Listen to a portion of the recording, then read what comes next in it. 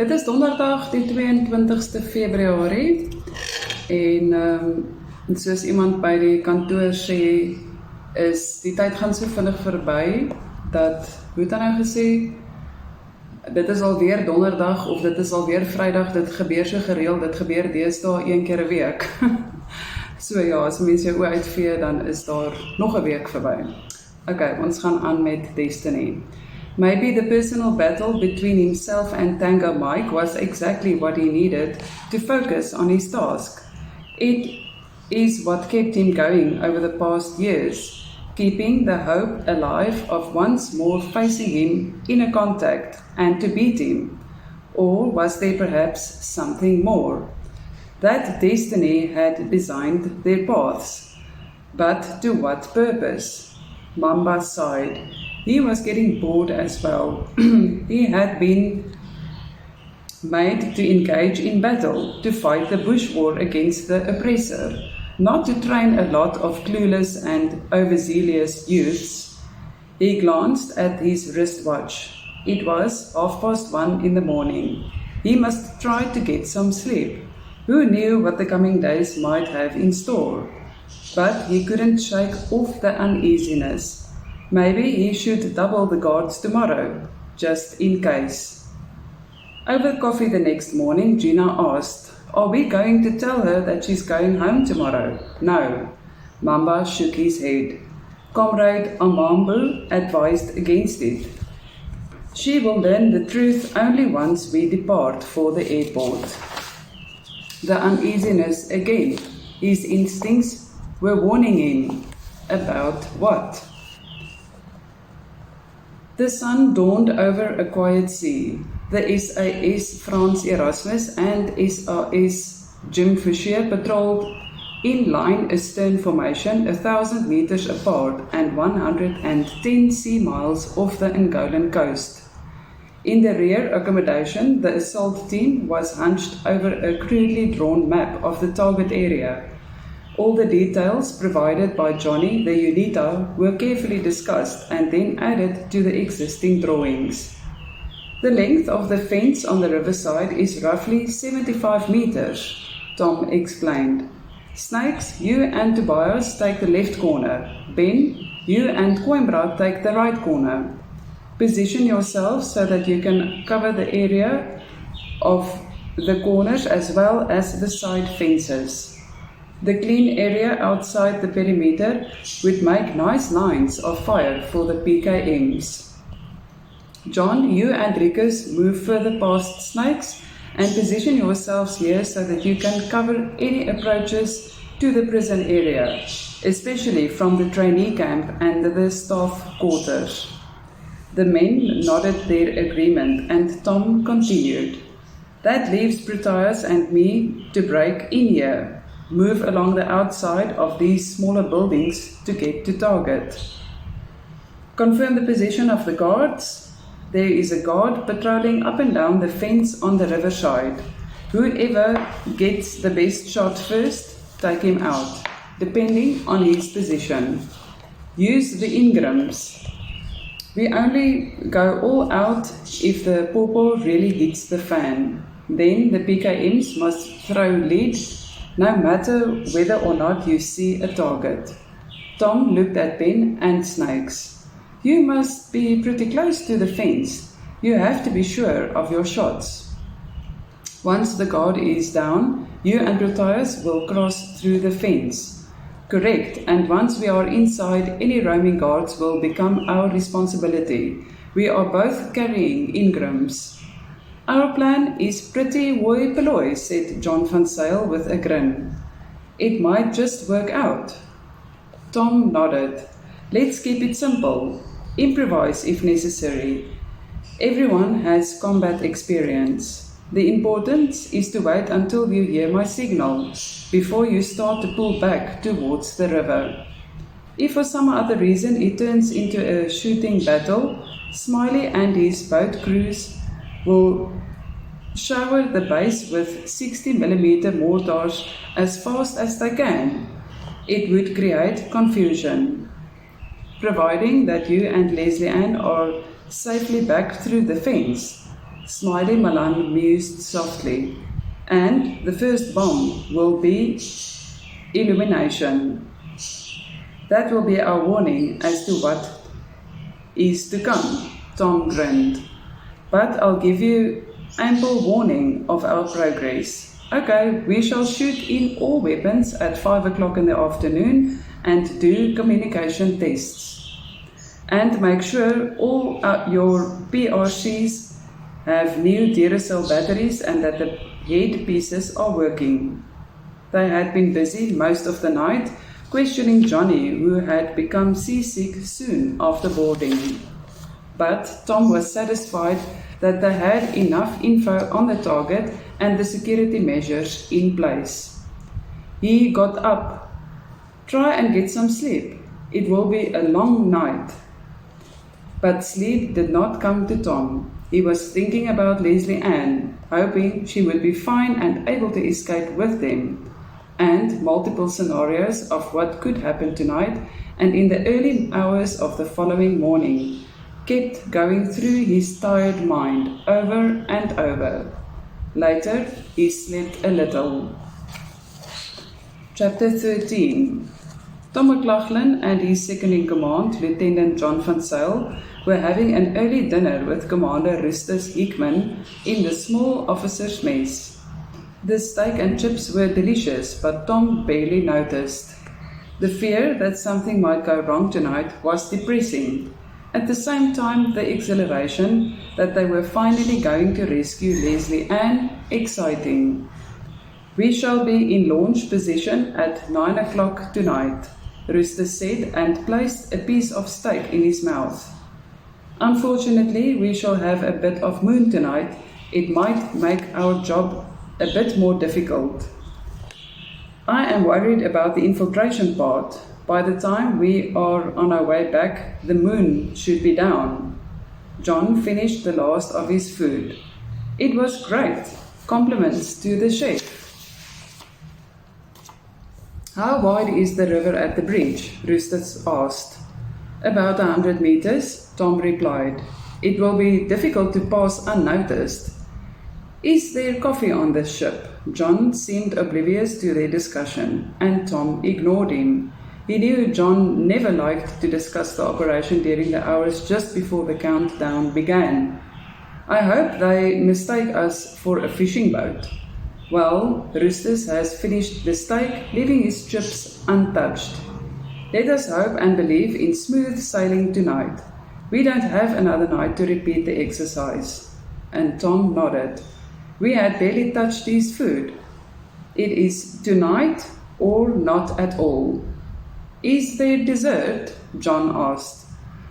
All the best then. Rustus and Tom stood up to leave. We'll keep our ears close to the radio. Thanks, Captain. I am still hungry. You'll do better to start camouflaging. Tom grinned at John. Come, we have a job to do. All around them the crew was still eating. Without a mess for the crew, everyone sat where they could find a place or a seat. Even the toilet was occupied. Outside on the deck, the sun was just disappearing behind the horizon. They were heading east, to the coast, to the Kwanzaa River mouth, and to Leslie Ann. The weapons had been fired, the communications checked, and in the rear accommodation the Rackies were in various stages of dressing and preparing. Not much was being said, the nervousness palpable, each busy with his own thoughts as last-minute kit checks were done. Tom buttoned up his camo shirt and tightened the leather belt around his waist. Then he took the Black is Beautiful camouflage cream and started blackening his face, neck and hands until there was no white skin visible. You guys are lucky, he told Proteus and Tobias. At least you don't need to camouflage. Well, sometimes it pays to be black, Proteus replied and grinned at Tom. There is still white between your hair.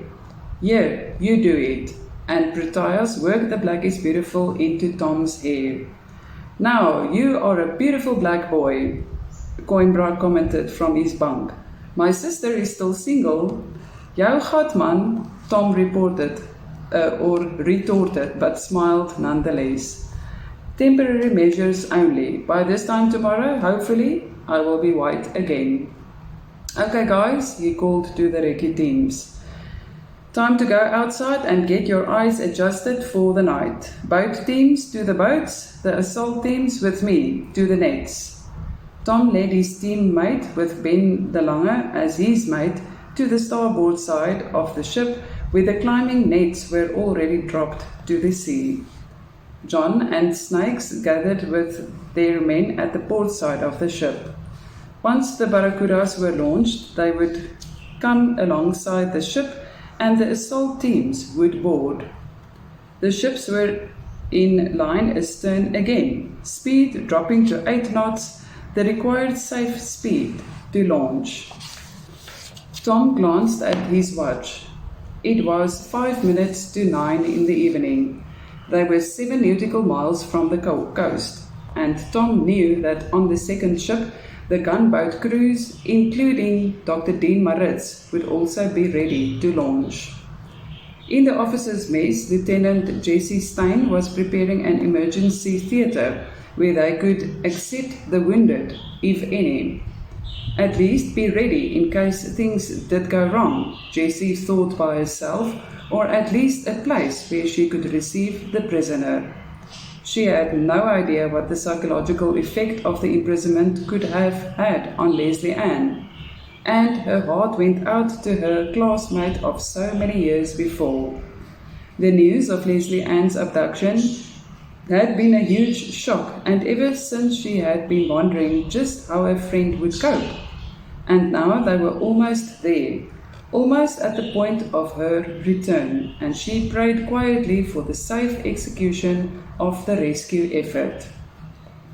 Johnny, the UNITA, stood close behind Tom. The unfamiliarity of the naval craft was clearly overwhelming, so he stuck to Tom's side, his trust in the man who had once saved his life. In the semi-darkness of the descending moon, Tom could just make out the ramps being tripped over backwards. In moments, the 2 barracudas would come alive, and the boat crews acting with trained precision. Less than 30 seconds later, the barracuda approached the side of the ship. Number 3 used the grappling hook again on the leading rope. Then they were alongside, and Tom clambered down the rope net and into the boat, and helped Johnny to find his footing. Then they were all aboard, and the number 3 let go of the leading rope, and they angled away from the ship. In less than 3 minutes, the 4 barracudas were in formation, the 2 personnel carriers on the left with the gunboats to the right, in a V formation, heading on a bearing of 110 degrees. Far ahead, the Angolan coast was just visible as they sped east at 25 knots. The sea was flat with just casual swells. Still, every once in a while, they were sprayed with seawater as the bow hit the swells, and Tom licked the seawater from his lips. He glanced back, saw the assault team members moving in unison as the boat rode the swells. And to their sides, he could see the phosphorescence in the bow waves of the other boats. And Tom experienced a sudden exhilaration. They were on their way to rescue Leslie Ann, and his heart was warming at the thought. Smiley led the formation of boats at a steady pace, and lowered the speed as they got closer to shore. A river mouth is always a hazardous obstacle, from sandbanks to unexpectedly strong currents and even floating tree trunks, and the Kwanza River mouth was no exception. But it asked for tremendous skill to enter the river, as there was a sand barrier on the seaside of the mouth, with the main stream of river water rushing almost parallel to the coastline, colliding with the waves, and it caused huge standing waves. But as long as the water was deep enough, there shouldn't be a problem. It was the approach that was problematic. Smiley led the way, following the crest of a wave, keeping the Barracuda just behind it. Everyone on board was tense, nerves stretched to the limit, and few fervent prayers were said that they would make it through. The leading boat followed the in-rolling wave, the sandbar now on their right, and the next moment they were in the main river current. Smiley applied more power and swung the boat sharply to starboard. They were through. Seconds later, the water flattened out, and he throttled back. Tom breathed his relief as the other boats followed the same pattern and entered the river one after the other until they were lying close by, awaiting the next phase of the infiltration. According to Johnny the Unita, there were seldom any boats on the seaward side of the bridge, especially at night. But Tom knew perfectly well that there were always exceptions. He spoke softly into the radio microphone, and they started upstream. The boats were spread wider as not to form one visible unit, but rather 4 different spots on the water. Smiley kept the speed of the leading boat down to minimize the phosphorescence, and they cruised upstream at a mere 5 knots, the muffled outboard motors barely audible in the quiet night.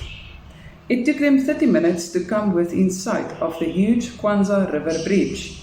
The last light of the fast-fading moon edged the enormous pillars of the suspension bridge on either side, the arm-thick cables like a ghostly spider web between them. Through his passive night vision binoculars, Tom noticed no movement on either side, but he knew they were there. The Cuban soldiers would have gone to bed by now, except for the guards overlooking the river. But he also knew that the guards would focus their attention on the river banks and even the road. They would rather expect a land approach to the bridge and not a waterborne attack. Of course, they might be slack in their observance, as the bridge was a mere 70 kilometers from Luanda, while the closest action was more than 500 kilometers away. And this was exactly what Tom had hoped for, that 2 boats could slip unnoticed underneath the enormous bridge. And 150 meters from the bridge abutments, the 2 gunboats positioned themselves at both sides of the river, under the cover of the overhanging trees and reeds that lined the river bank on either side. The moon was down. At his touch, Smiley edged the boat forward, and Tom felt the tension mounting. 50 meters from the bridge span, the boats were hardly noticeable. Tom fervently hoped that Johnny's information that there was no night vision employed at the bridge was correct. Then they were underneath the span of the bridge, the water pitch black in the night, and still there was no movement. They continued to crawl upstream. The tension was tangible. Any moment gunfire could erupt, and it upset their plans. Tom froze. All of a sudden, a sharp, bright light filled his night vision, and then he relaxed. It was a cigarette being smoked in a sandbagged bunker at the bridge top level.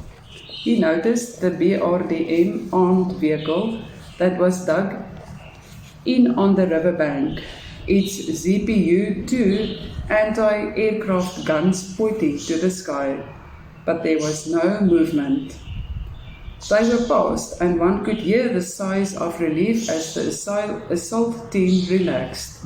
First obstacle overcame, and Tom thought by himself. As the bridge disappeared from sight, the 2 boats increased speed, cruising at 10 knots towards the SWAPO Rehabilitation Center and Leslie Ann's position. There were 2 splits in the river, and each time Johnny showed him to keep left, following the main stream, staying in the middle to avoid possible submerged tree trunks. Tom stood beside the coxswain, the number 2 of the boat crew, watching the approach of the glow.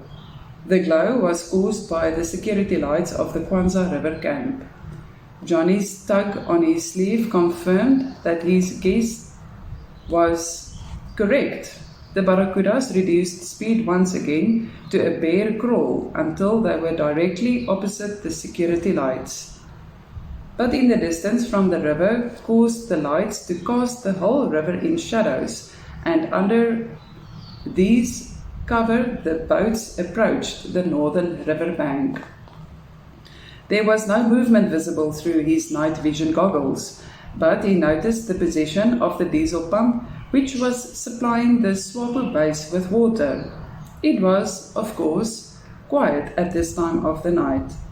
A small opening at river level accommodated the intake of the pump, their most suitable landing position as suggested by Johnny. The riverbank was high above the water level, except where the approach had been made for the pump, providing perfect cover for the approaching barracudas. The leading boat beached first, and Tom led his men to the shadows of the bank and up the footpath next to the pump and pipes leading to the Swapo camp. As soon as he topped the rise, he was met by a vague image of the base ahead. Johnny, the UNITA, dropped next to him, and Tom waited till his team leaders had gathered around him. "John," he whispered, "you have to move left and then up to your position." And John van Zyl nodded in agreement and started out, their bodies crouched low on the ground. "Snakes, you and Tobias, left corner," and Snakes' team disappeared into the darkness. "Ben, you and Coimbra have to go to the furthest, right corner and cover north. I am going to break through the fence directly ahead. There where the security light is out. Take care and good luck," Ben whispered back as he and Coimbra started moving. Tom checked his wristwatch. The luminous dials show it was 20 minutes past 1. He had to give the teams at least 10 minutes to move into position, and it would take some stealth before he and Proteus could start moving. In the rear, he noticed the 2 barracudas. The one that was further into the river would be Smiley with his mortars as backup. Tom tried to make sense of the layout of the buildings beyond the fence, working the route he had to follow in his mind. Johnny was quick with his answers, pointing to the entrance of the building where Leslie Ann was kept. The opposite and much larger building housed on the non-rehabilitated and doomed dissident prisoners of the Swapo movement, and Tom ensured that Proteus knew exactly where it was. He heard the first clicks in his earpiece, Snake's signal. Then he heard John giving the signal for being in position. Another 2 minutes passed. Then the signal from Ben. The teams were in position.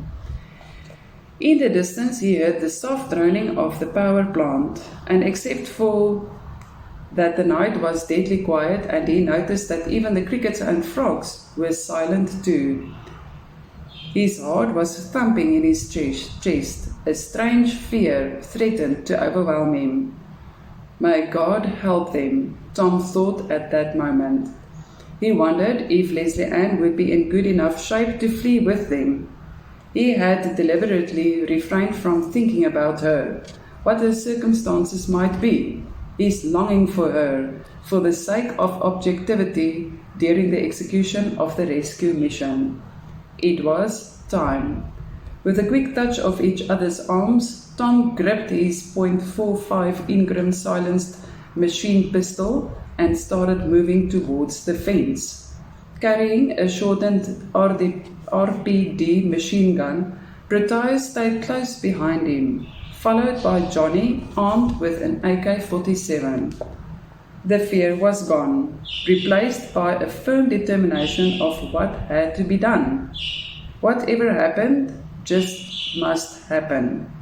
He was trying to optimize the available cover to best effect, keeping in the few shadows casted by a single tree and some shrubs, heading towards the fence where he could vaguely identify the creeper that covered it.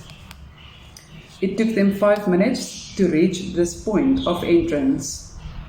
Keombra crouched behind him. Johnny knelt to his right from where he must cover their approach and retreat. Tom opened one of his pouches, withdrawing the side cutter, a new one, oiled and sharp. He placed the Ingram on the ground next to him and started on the diamond fence. First, he searched for the entry point, securing it with his left hand, and cut through it, then the next, and then the next, working his way slowly upward at a 45-degree angle. That way the opening would not be easily seen. Then he heard the warning. Barely audible 2 clicks on his radio. He froze. A guard was noticed somewhere. Then he heard it. The soft thud, thud, thud of an Ingram being fired, knowing that the .45 rounds would cause devastation to the recipient. There came a barely audibly cry, then the Ingram again, and the night fell silent. The power plant's droning continued. Tom breathed a sigh of relief and continued cutting upwards until he was sure that he could get through without a hitch. With his fingers he felt along the bottom edge of the fence, found it loose from the soil and the supporting wire, pulled the cut flap towards him, opening the hole where he and Proteus could get in, and of course through which he would have to evacuate Leslie Ann.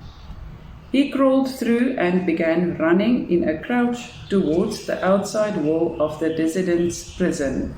And then he saw movement.